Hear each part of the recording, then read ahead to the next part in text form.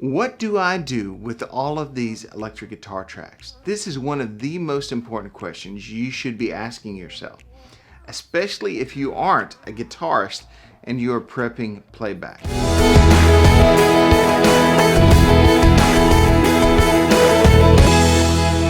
Hi, I'm Rob Sharp with Geared for Worship, helping worship ministries be more efficient to be more effective.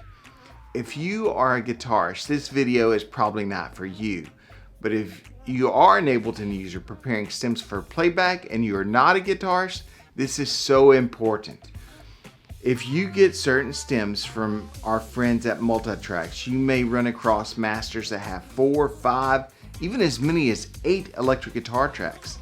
And one common treatment of this I see is saying, well, I don't have that many guitars, so I'll mute 1 and 2 and keep the rest. Hold it right there. Slow down, expand those tracks, and view the content in each track. You may be surprised to see that some of the tracks have very low content. Now solo them up and listen to them, and you may find out that when combined, several of them just build out the lead guitar part. So why aren't they on one track? That's a great question. If these are from a studio album, remember they can get very particular with amps, guitars, effects to really fine-tune the recording so they isolate the tracks. You may also hear and see rhythm tracks that sound almost identical. So what's happening there?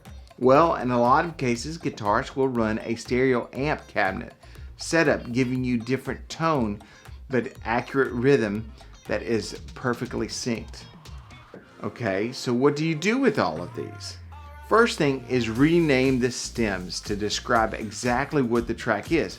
For instance, bridge, lead hook, chorus, lead hook, rhythm, grit, rhythm, heavy, drive, or the new popular trend of ambient clean guitar, electric guitar or EGTR 1, 2, 3, 4 just doesn't tell you a lot.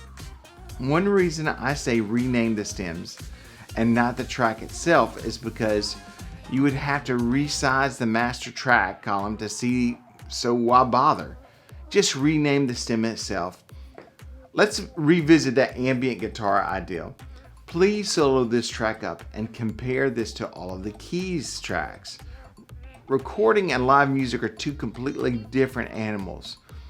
What can be compressed and dialed in into find a niche in a recording doesn't always translate in a live PA with live instrumentalists. Sometimes you're just layering textures so thick that none of them really are making an impact. My personal policy is people over product.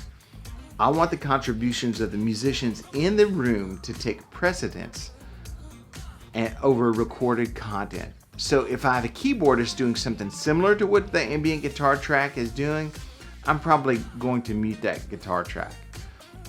It's not to say that what the guitar track is not different or unique and separate from the keys, but when you have similar textures and a similar frequency range, it just gets crowded. Yes, there are a lot of churches with great sound systems, great acoustics, and great engineers, but I think there are probably way more churches that are run by volunteers and not professional sound engineers, and sound systems that are lesser quality and rooms that weren't designed for modern worship. So the question to ask yourself is, can my room, my system, and my tech team articulate all of this? In my opinion, trying to sound like the recording is chasing impossibility and very impractical. If you have 2 electric guitarists, they're going to listen to the entirety of the recording and try to cover as much as possible. They hear it as 2 guitarists, lead and rhythm. Honestly, if you have 2 live guitarists, you really don't need much more. But what if my guitarists aren't that good? So you're just going to stack pros playing it correctly on top of amateurs playing it sloppy? Maybe not the wisest choice. This is especially true with acoustic guitars. Talk about a rhythm nightmare. The goal is that the tracks are playing with it. Then some may say, well, we turn down the musicians in the house and push the tracks. Yeah, That's an option, but give your musicians some credit. They're going to figure it out, and then you're going to have a different set of problems. So please listen to your guitar tracks, identify what is actually going on in them, and if you're frustrated with the abilities of your guitarist, let's look at ways we can equip. Maybe it's online lessons at worshipartistry.com or worship tutorials, or how about making rehearsal tracks for guitars that have lead on one side and rhythm on the other, with the overall mix just generally reduced.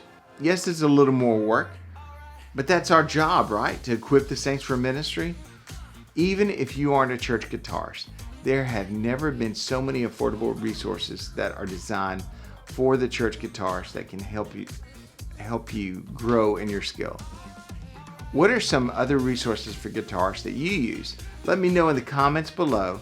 And thanks for watching, liking, subscribing, and turning on that notification bell so you know when more videos are released here to help you be more efficient, to be more effective.